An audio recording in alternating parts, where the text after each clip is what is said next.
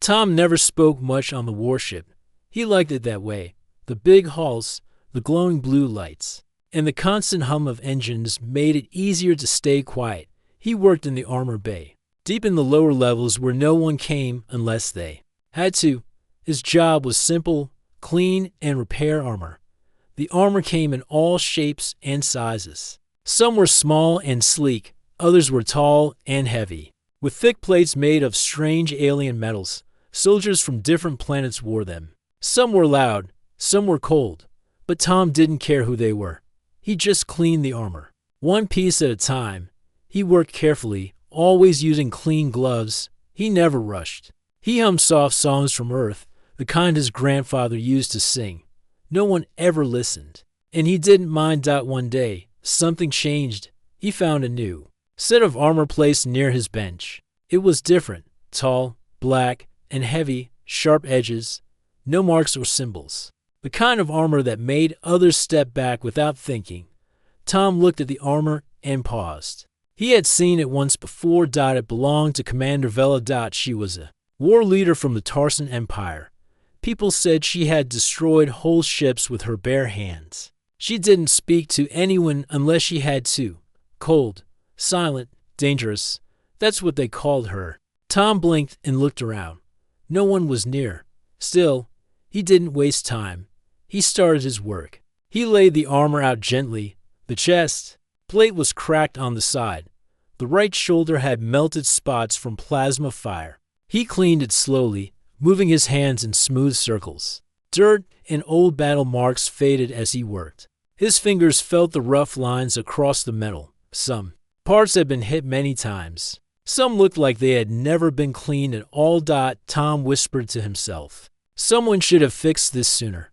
He tightened a joint near the elbow, careful not to damage the internal wires. He used a soft cloth to polish the helmet.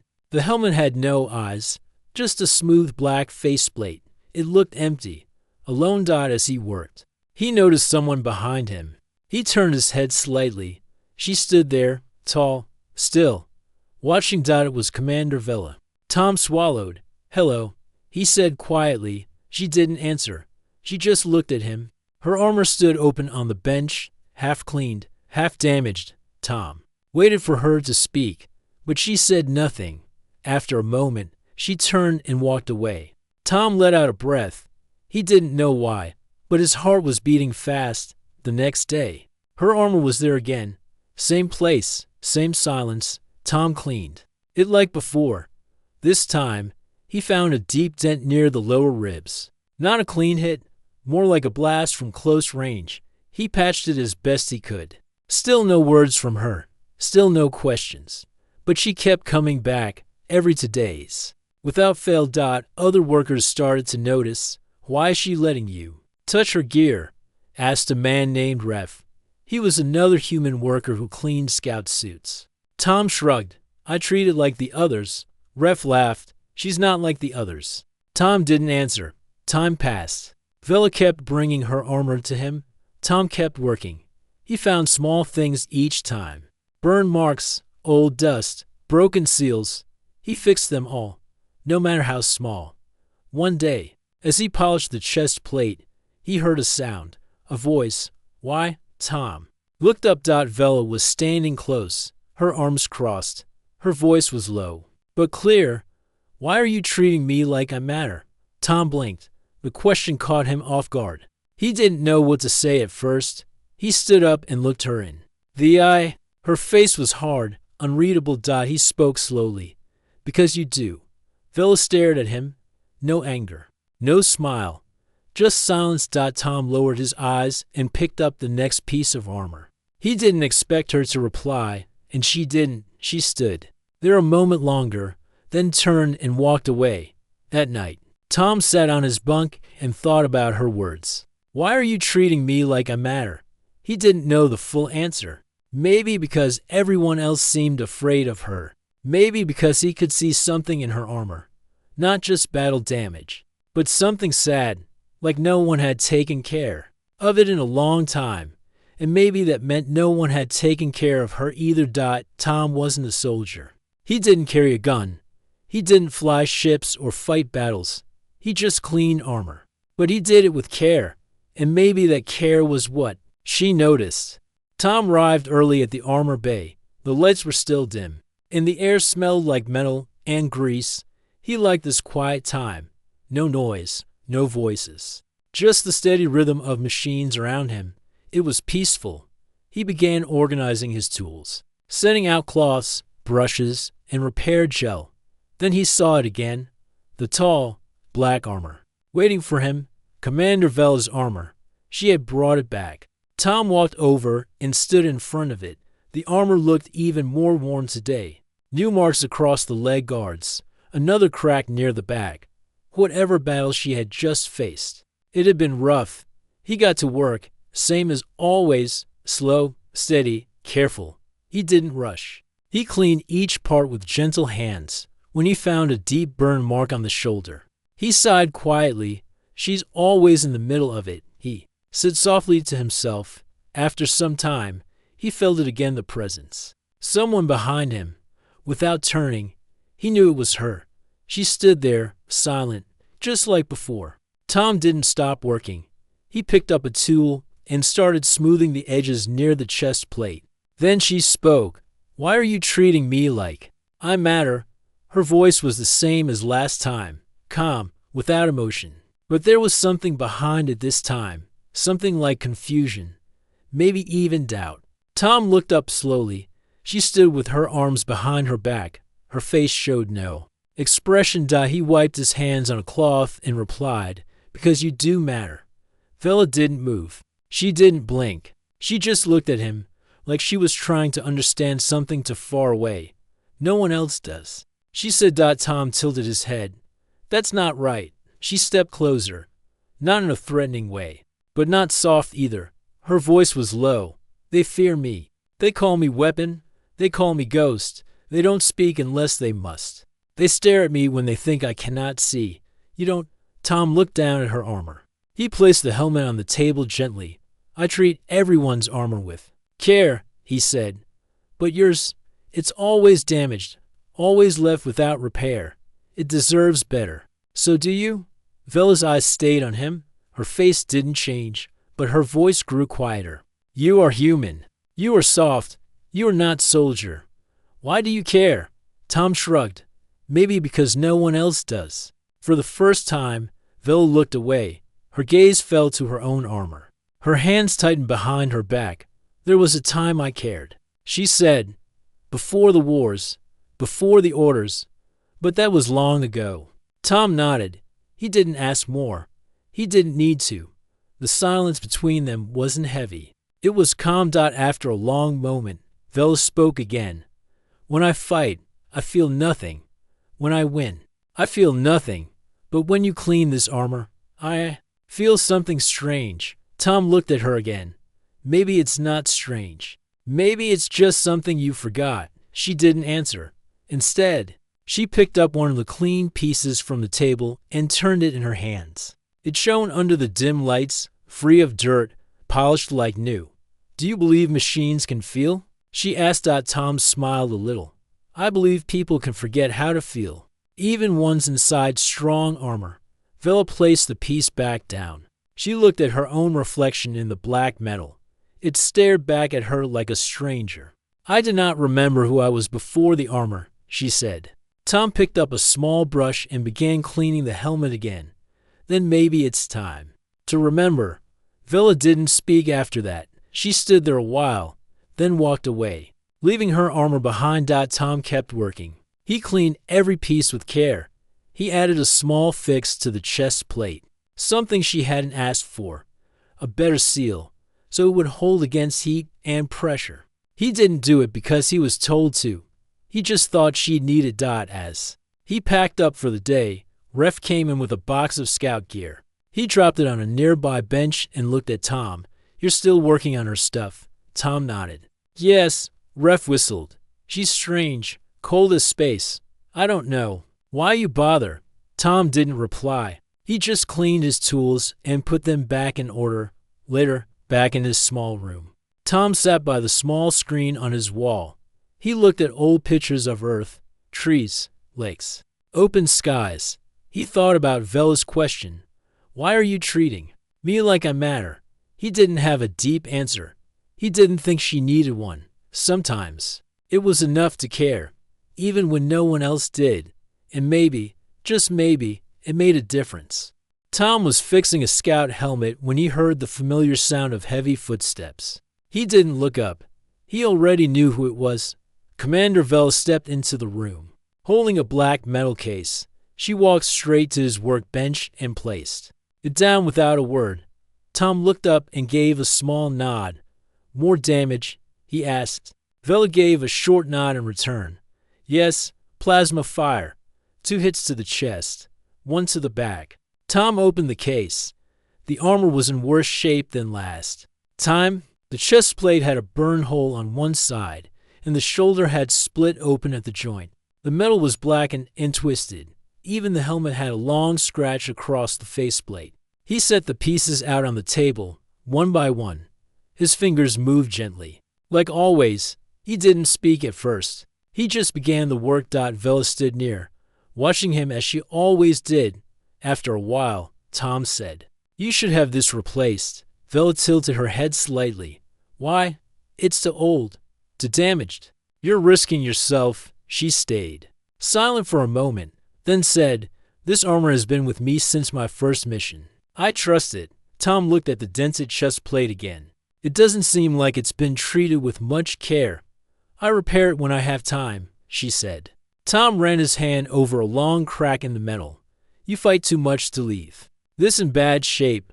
"I'm not important," she replied. "The mission is." Tom stopped working for a moment. He looked at her, then at the armor. "Maybe you're wrong," he said. "You are important, even more than the mission." Vela didn't respond. She stared at the armor as if she was trying to see through it. Tom kept working. He opened the shoulder joint and carefully pulled out the broken connectors. Inside, he saw more than just damage. He saw something strange, a small chip of older metal, buried deep. It had marks that didn't match the rest of the armor. He cleaned it and pulled it free. It was thin, bent at the edges, and had something carved on one side. It looked like a name, but it was scratched out. The rest of the metal had battle wear, but this part looked like it had been hidden on purpose. Tom held it up. "What's this?" Vela's eyes narrowed slightly. She stepped closer, looked at the piece, and then looked away. "It was part of the original armor," she said, "before I joined the higher ranks." Tom ran his thumb across the faded letters. "Someone tried to erase the name." "I did," she said. Her voice was quiet now. "Why? To forget." Tom didn't ask more. He placed the piece aside and continued his work. The silence was heavier than usual. Later, while polishing the helmet, he spoke again. "You asked me why I treat you like you matter." "Yes," Vela said. "I think it's because I see what others don't." She raised an eyebrow. "And what do you see?" He looked at the helmet in his hands. The scratch on the faceplate reflected the light. "I see someone who never gives up, even when everything around her falls apart. Someone who keeps going even when no one thanks her. Someone who deserves more than broken armor and silence." Vela stood very still. Her eyes were locked on his face. "No one has said that to me before," she said. Tom gave a small smile. "Maybe no one took the time." Vela looked down at the piece of metal with the scratched-out name. She picked it up, turned it in her fingers, and placed it in her pocket. "I was not always like this," she said. "There was a time I believed in peace. Then I learned peace is weak without strength." Tom finished cleaning the helmet. He placed it down gently. "Peace without strength is fragile," he said. "But strength without peace becomes hollow."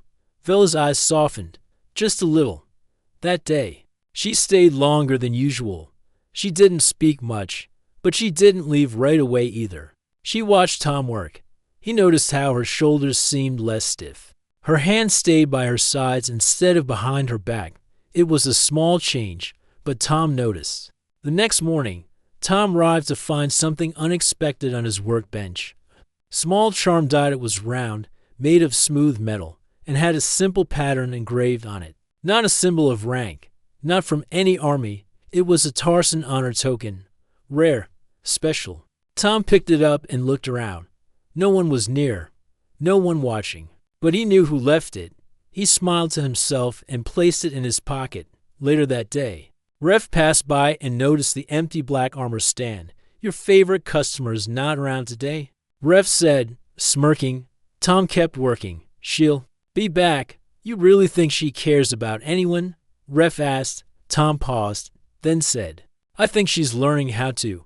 Ref laughed and walked away. Tom didn't mind. He had seen something most people missed. There were cracks in the metal, but there was light inside. The ship shook. Lights flickered in the hallway as alarms echoed through the steel corridors. Red warning signs flashed on every wall. Voices shouted over the comms, calling all soldiers to defense stations. Tom stood frozen near a storage room, holding a repair kit. He wasn't supposed to be on this level, but he had been delivering a small part to a broken machine when the siren started. He looked around. The hallway was empty, but the walls trembled again. Then came the sound he feared. Most explosions. A blast hit somewhere close, and the lights went out. Only the red glow of emergency signals remained. Tom ran, trying to find a place to hide. He found a small storage room and slipped inside. Closing the door behind him, he sat on the floor. Heart pounding. The walls were thin. He could hear metal groaning as if the ship itself was in pain. Suddenly, footsteps. Not normal ones, heavy, rough. Voices in a strange language followed. Tom didn't understand the words, but he didn't need to. He had heard about them, the Drellin, a rival alien faction, brutal, known for surprise attacks. They must have boarded the ship during a supply check. The door to the storage room opened. 3 Drellin soldiers stepped in, tall and armored in thick gray suits. They looked around, then saw Tom. He stood slowly, hands raised. One of them walked forward, pointing a strange weapon at him. Tom took a breath, preparing for the worst, before the soldier could take another step. The room exploded with light. A black figure shot through the door like lightning. The first Drellin soldier flew back, hitting the wall hard. The others turned, weapons raised, but it was too late. The figure moved fast, a blur of strength and power. Tom watched as Commander Vel fought with precision and speed. Her armor, though damaged in places, held strong. She struck the second soldier with her elbow, knocking his helmet loose. The third tried to shoot, but she spun behind him and brought him down with one hit. The room went silent. Vela turned and looked at Tom. Are you hurt? She asked. Tom shook his head. No, I'm fine. Her armor was cracked again. A small burn on her left arm leaked smoke, but she didn't seem to notice. She stepped forward. This section is not safe. We must move. Tom nodded and followed her. As they moved down the hallway, he noticed more bodies. Drellin soldiers lay scattered, some wounded, some worse. But Vela didn't stop to check. Her focus was forward. Tom finally spoke. How did you know I was here? I track your ID chip, she said. All crew members carry one. Tom blinked. You track mine. Vela glanced back at him. You matter to me. Tom felt his chest tighten. She had said it without hesitation, as if it was fact. They reached a sealed door. Vela pressed her hand to the panel, but the system was down. Wait here, she said. She placed a small charge on the side and stepped back. The door blew open with a loud bang. Inside was a safe room, lit by backup power. She guided Tom inside, then sealed the door again. You will be safe here, she said. Tom looked at her. Her chest plate had new dents. A long cut stretched across her side. You need to rest, he said. I will return to the fight. She turned to leave, but he stepped forward. You saved me. Let me help you. I'm not a soldier, but I can fix your suit. She hesitated. You don't have time, she said. Just a few minutes, he replied. Let me do what I can. She looked at him, then nodded slowly. Tom opened a small case from the wall. It held basic tools, not the ones he usually used, but enough. He asked her to sit down. She removed her helmet for the first time. He saw her face up close. Sharp lines, tired eyes, a scar across her cheek. But there was also something else. A quiet strength, a calm under pressure. He worked fast, cleaning the burn marks. sealing a few cracks. His hands moved quickly, but carefully. You fight without fear, he said. I have faced worse, she replied. But you came for me. She looked at him. I told you. You matter.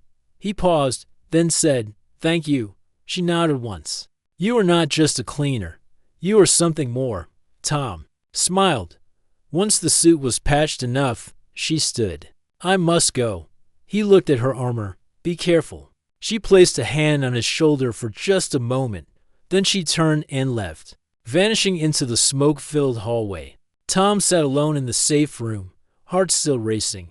The sound of battle grew faint in the distance.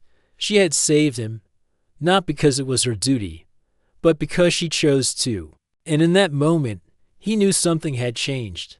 The battle ended 2 days ago. The ship was safe again, but everything had changed. Parts of the lower decks were still damaged. Some areas had no power. The medbay was full of wounded soldiers. People walked the halls with tired faces, speaking in low voices. But one name was on everyone's lips: Commander Vela. She had fought on 3 decks. She had saved an entire squad. And she had protected a human cleaner who was never meant to be in danger. Tom sat alone in the armor bay. The tools were in place. The lights were working. But the bench felt empty without her armor on it. He looked over at the storage rack. Her armor was there now, broken, stained, and silent. Vela had not returned since that day. Tom found out through the ship's system that she had been taken to the medical wing. Her injuries were serious, but not life-threatening. Still, she had not woken up yet. He stood and walked over to the armor. It looked worse in full light. The chest plate was torn near the side. The helmet was cracked across the face. The left leg armor was almost into pieces. Smoke damage covered nearly every surface. But Tom didn't look away. He placed a hand on it. You brought me to safety, he said softly. Now I'll do the same for you. He worked with quiet care. Each dent he smoothed, each crack he sealed. He didn't rush. He didn't allow anyone else to touch the armor. Some workers laughed at him. Others stared in confusion. But Tom didn't care. This was not just armor. This was part of her. As he cleaned the inside of the chest plate, he paused. He reached into his tool bag and pulled out a small metal piece. It was flat and shaped like a leaf, a tiny earth symbol, a flower called bluebell. He had made it from scrap parts in his spare time, simple but clean. He had no reason for it until now. He gently attached it to the inside of her armor, where no one else would see, a sign of peace, a sign of care. When he finished the repairs, the armor looked strong again. Not perfect. The old scars remained, but it looked like something that still had purpose. That night, Tom sat by himself in the corner of the med bay. He had asked for permission to wait there. The nurse didn't understand why, but she allowed it. Vela lay on the bed, eyes closed. Her arms were crossed over her chest. She looked peaceful, but far away. Tom didn't speak. He just sat nearby. Every few hours, he stood and checked her armor, then returned to his seat. Then, in the quiet hours before morning, she moved. Her fingers twitched. Tom stood quickly and stepped forward. Her eyes opened slowly. At first, she looked at the ceiling, then turned her head slightly toward him. He smiled. You're back. Vela blinked. Her voice was dry and soft. How long? 2 days, he replied. You've been resting. She tried to sit up, but he gently stopped her. Not yet. The medbot said you need more time. She looked down at herself, then back at him. My armor, fixed, he said, clean. Ready when you are. She closed her eyes for a moment, then opened them again. You stayed. Tom nodded. Of course I did. She looked at him for a long time. Her eyes were not cold now. They were tired, but softer than he had ever seen them. I saw it, she said. Tom tilted his head. Saw what?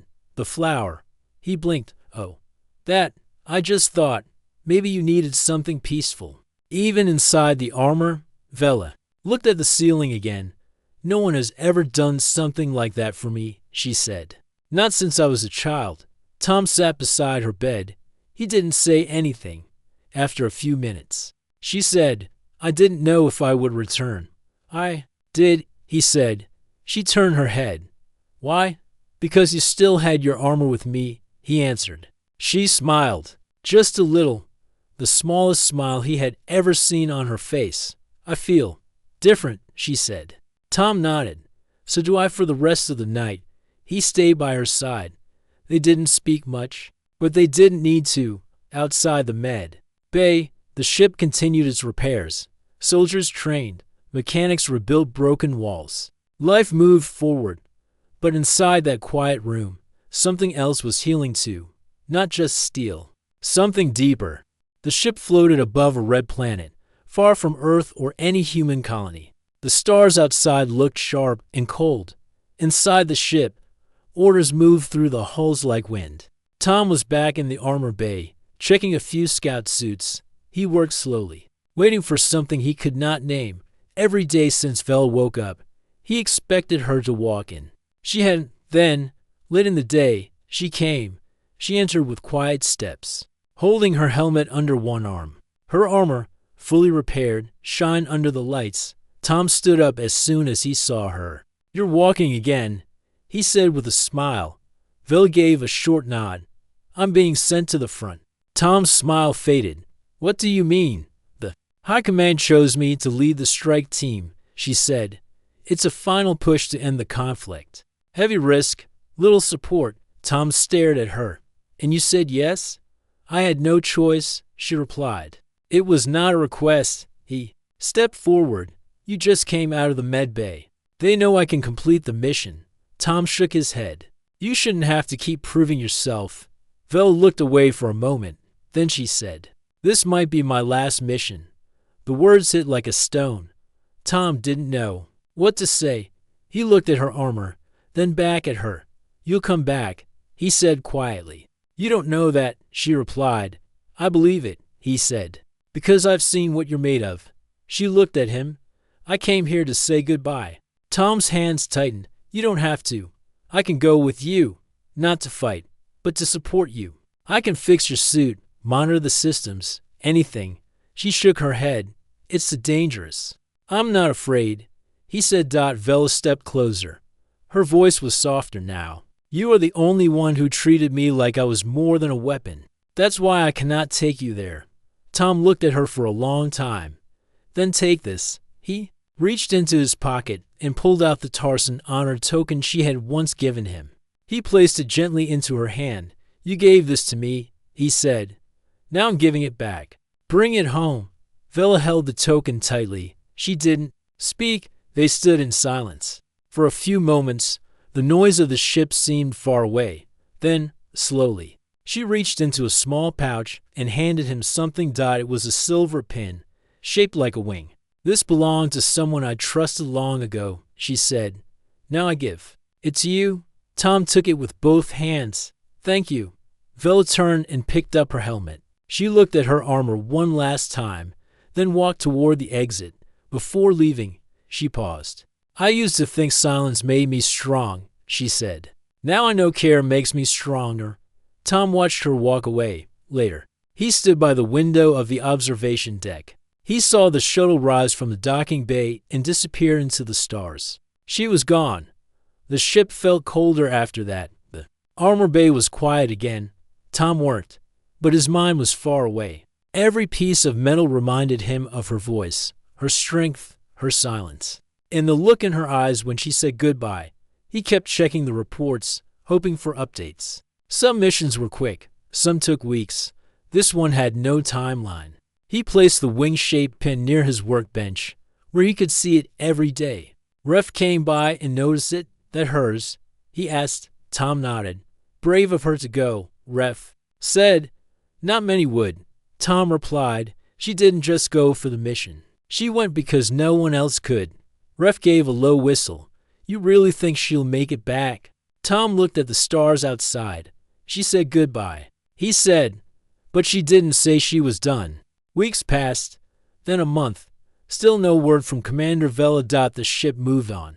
Repairs were finished, new orders came, old soldiers left, and new ones arrived. But the armor base stayed the same, and so did Tom. He cleaned suits, fixed broken joints, replaced seals.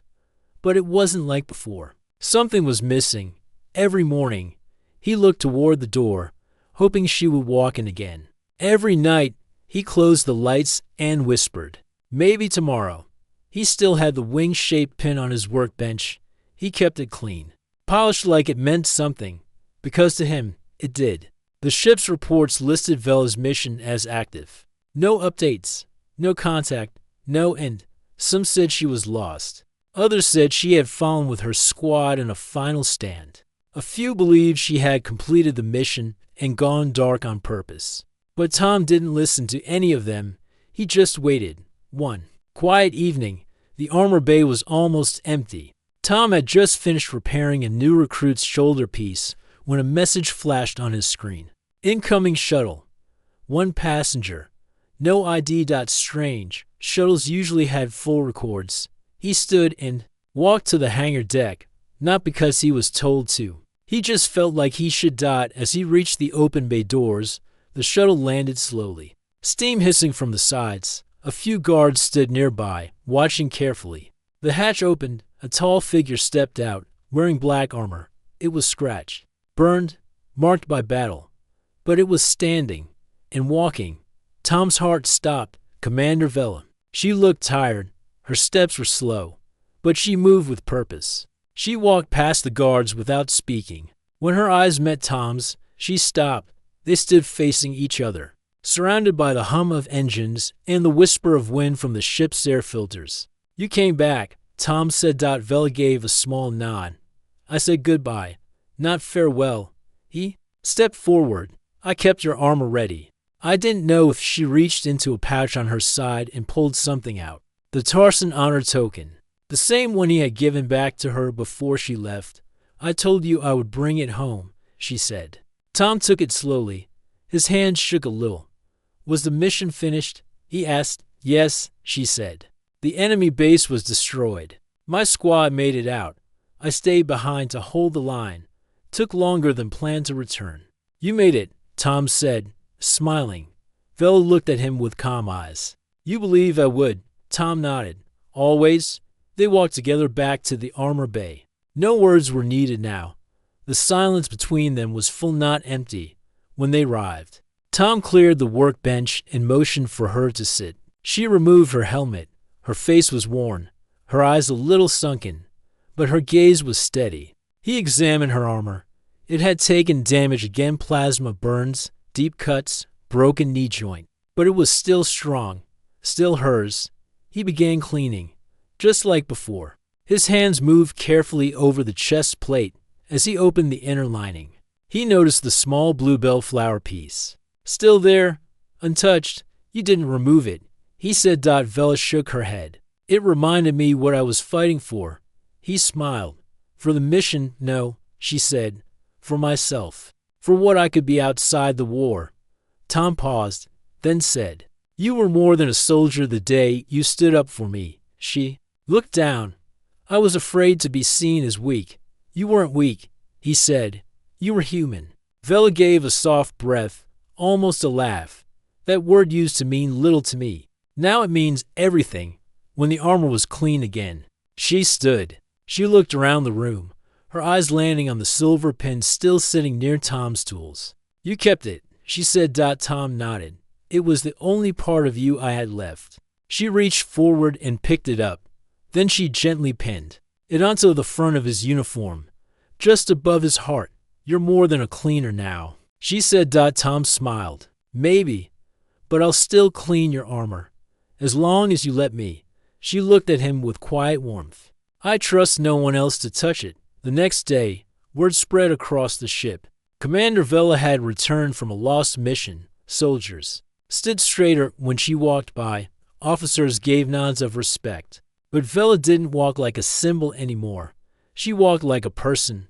And every few days, she returned to the armor bay, not because her suit was broken, but because someone there reminded her that she was more than steel, more than war. Tom never asked for thanks. He never needed medals or rank. All he needed was to know that, in some way, he had helped someone find themselves again. And every time she looked at him, he knew he had.